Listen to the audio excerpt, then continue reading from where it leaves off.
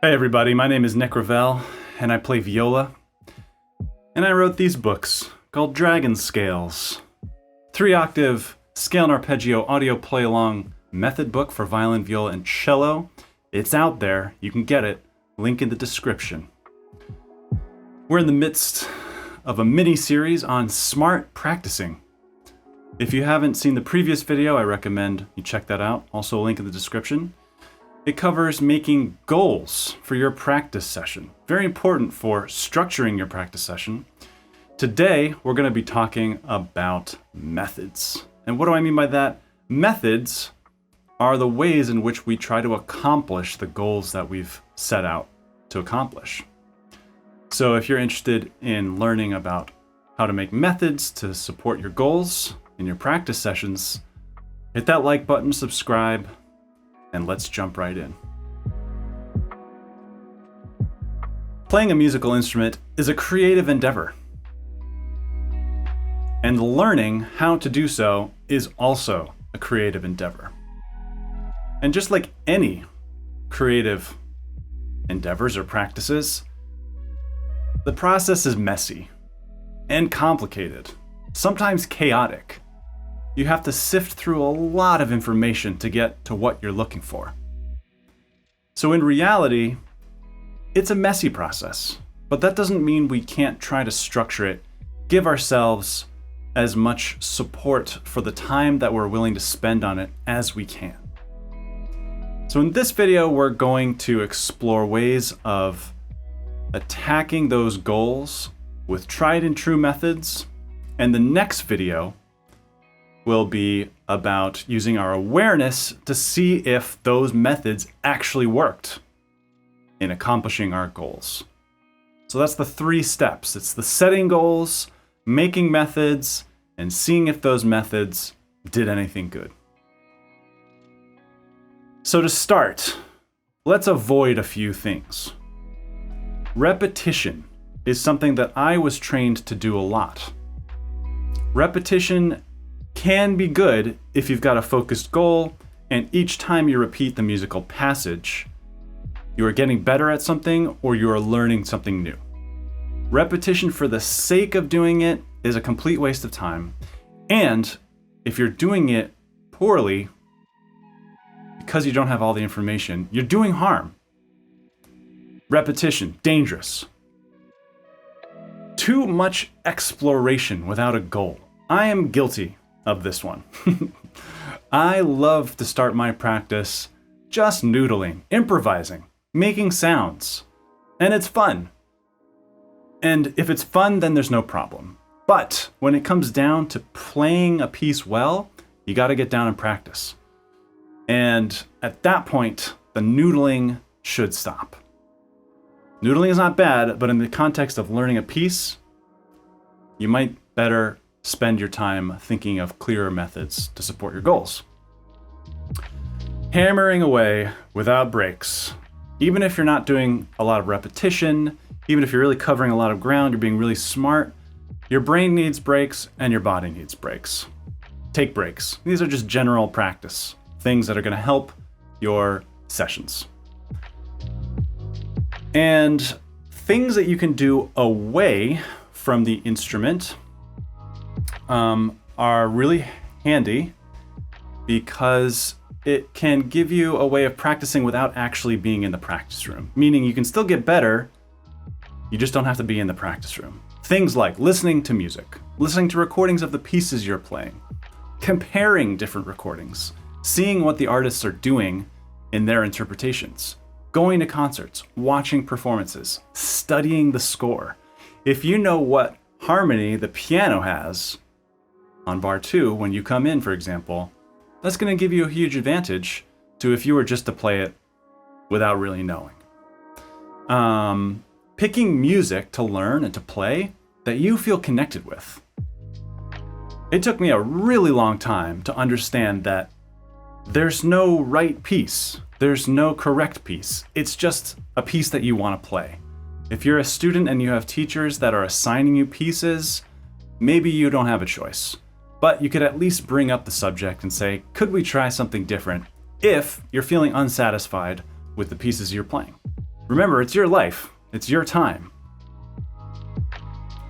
And lastly, setting realistic expectations for what you might be able to accomplish in a practice session, what you might be able to accomplish within a piece over the course of a week, a month, a year. Those realistic expectations may be bigger than you think, or they also may be smaller. So just get to know your expectations and how well they've panned out. That's gonna make it easier to just be realistic, be real with yourself about what you can do. So for the next portion of this video, I'm gonna actually practice a piece that I'm gonna get ready to perform. This is a piece that I arranged. It was originally an old video game song. I think it's really fun. It's got a backing track that I made. It's called Launchpad. So I'm just gonna play you the first, 2 phrases of it, and then we're gonna jump in and practice some things. So here is a little bit of, and I'll show you the music too, a little bit of Launchpad. Here we go.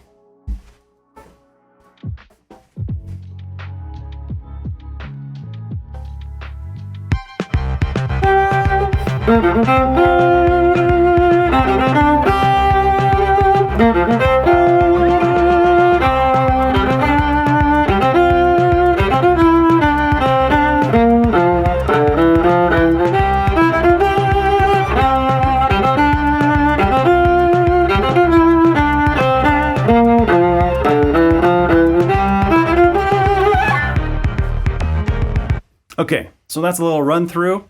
In the last video, we talked about how to make goals. I've got goals just based on that. The first thing I noticed is just generally my body felt a little bit tight, a little bit uncoordinated. I want to feel more at ease in my body. I want to feel more balanced. So one thing I'm going to do is away from the backing track, out of tempo, I'm going to start by doing some general, just connecting with my body type techniques, like breathing. Can I breathe while I play through this? Can I feel balance in my feet? Do my arms, can I feel the connection between my arms, my hands, and my fingers? That's what I'm gonna start with.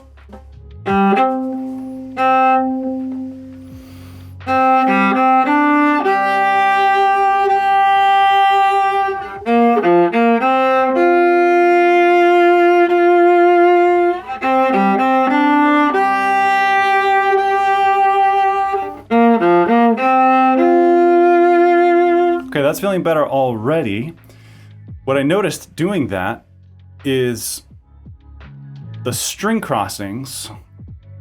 I'm not really conscious of where I'm gonna put my bow for the next string crossing. So my goal now is I want to focus in on making my string crossings more comfortable and more efficient, movement-wise.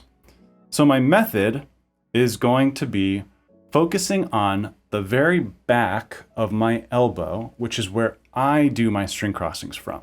So I'm gonna check out how my body is moving to accomplish these string crossings. And for each string, I'm on a specific plane. So I wanna see if I can really get to that plane at the right time and with no wasted effort or movement.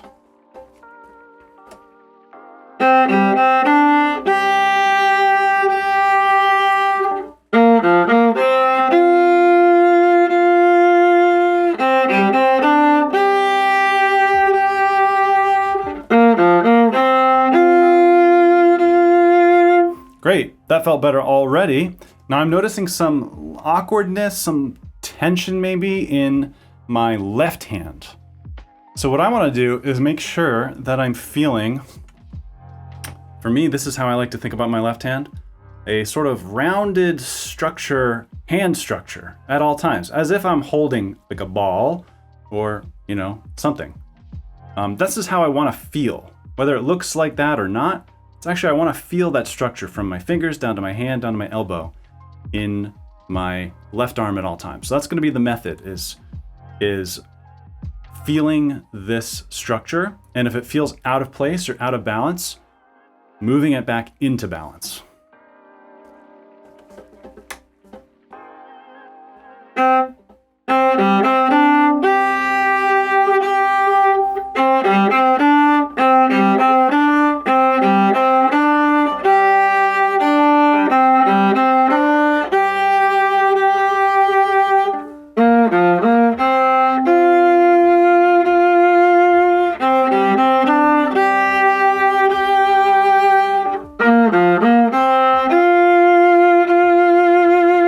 go, that feels better.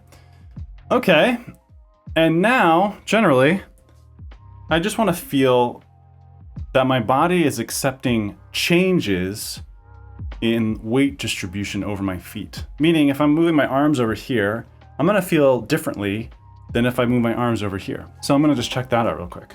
This is going to be a method to help me feel, the goal is to feel at ease in my body. And so I wanna feel, the method is to feel the gravity and allow my body to move and redistribute itself in according with the weight distribution.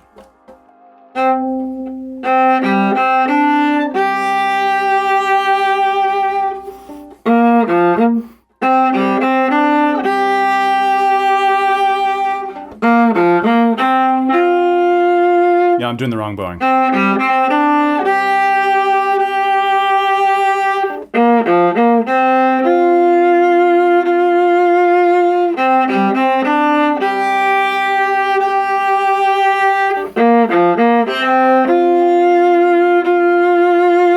Okay, great. I feel much better physically. And I think that if I were to plug this back in and play it at tempo, I would feel much more coordinated and connected. But that's for next video, using awareness to see if what we did actually worked. So the next thing I want to check out in this piece is intonation. Intonation is a big part of string playing.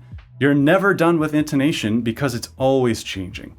In this case, I have a backing track. So I'm always trying to play into the backing track, but I'm relatively certain that the backing track is tuned the way I'm used to tuning because I played all the parts.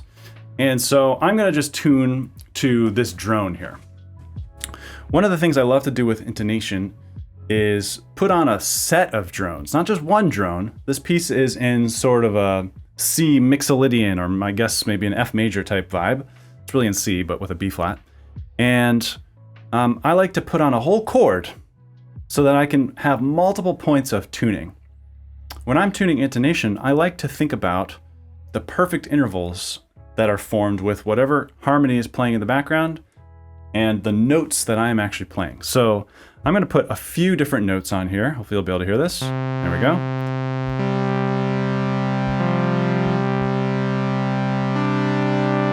There we go, nice little chord.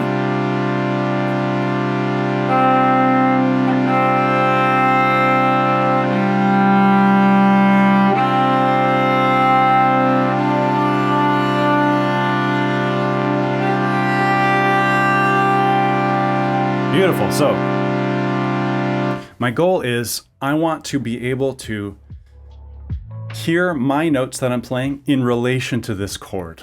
So that's the first goal. I'm going to take my time on every note, really pull through the notes. Let's try that chord one more time.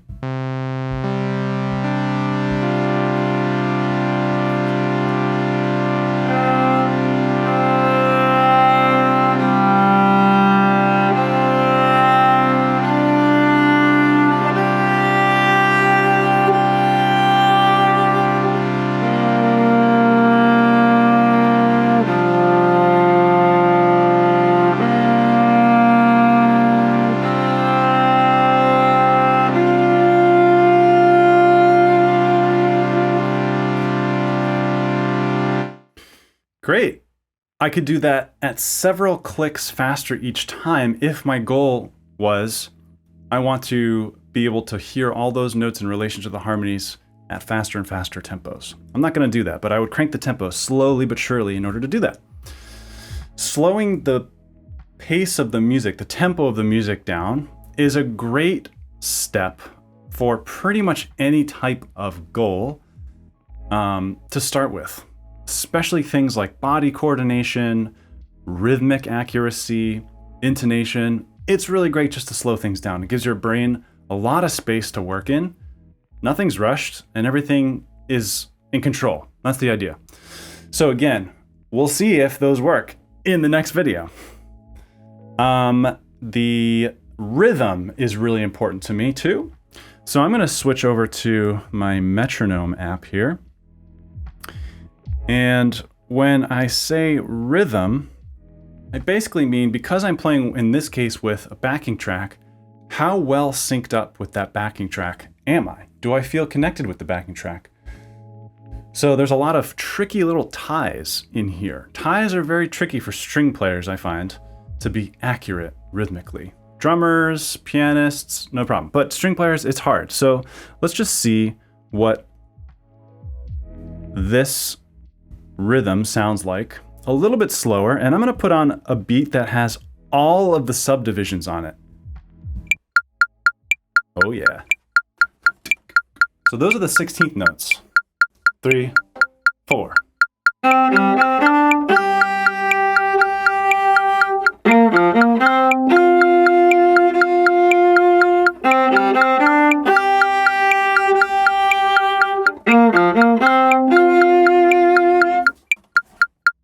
So my goal here is to feel all of the subdivisions within the written part in sync with the metronome. And I'm going to test that by breaking up all of the notes that are longer than a 16th note into 16th notes. So we're going to break this down into subdivisions that work with the metronome in this case. That's my goal, is to feel all these subdivisions in sync with the metronome.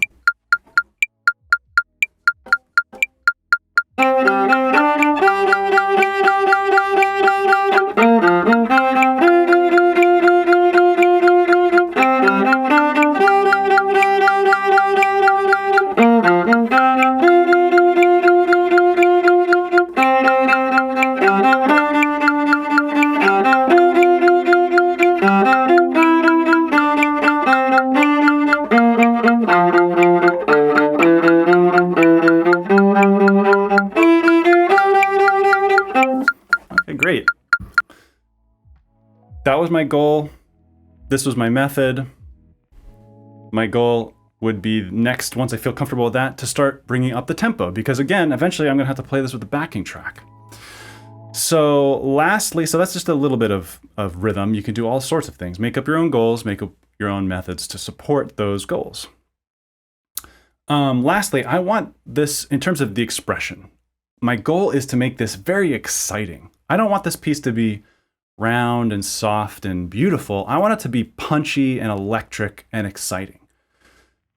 So how can I do that? What does the music need in order to feel that way? I think the music needs a lot of articulation. I think it needs a lot of like crescendos on the long notes. That's how I'm hearing it, so that we have a trajectory from long notes into the next downbeat to emphasize the harmony changes, emphasize the arrival back to fast notes. So what I'm gonna do is play this just a little slow. It's gonna be faster than what I've done so far, but still a little under tempo. And I'm gonna see if I can really feel this energy carry me through into the next bar. My method is to connect with the mood that I want to hear and let it imbue my arm with the technique that I need in order to be able to do that. And if that goal is too lofty and I'm finding it's not working, we can get more specific and more technical. That's a good goal to start with. 1, 2, 3, 4.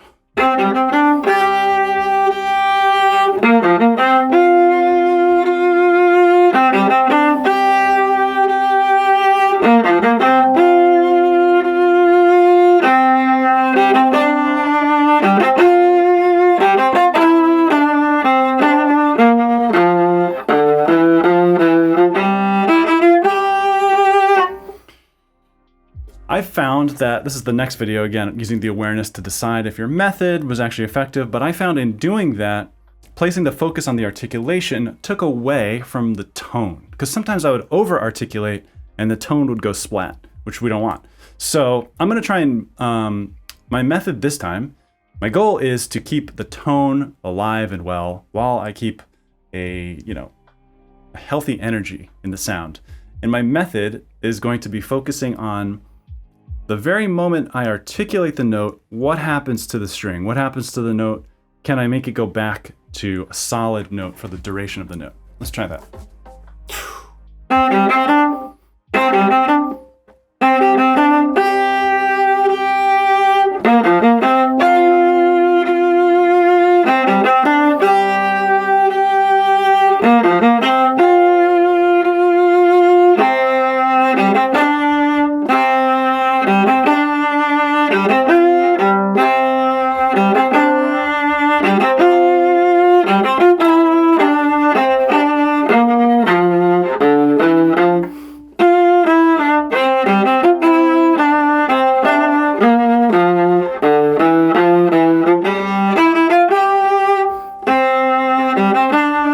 So I could spend a lot more time on that. I find that there's a lot more work to be done in that realm. And lastly, how are all of these things interconnected? We did work on the body, we did work on the intonation, the rhythm, and lastly, the expression. How do we connect them all? Well, I think one method is to play it, actually play it. So I'm going to put the track back on and we're going to give this a go. The track starts right away, so I might come in a beat or two late.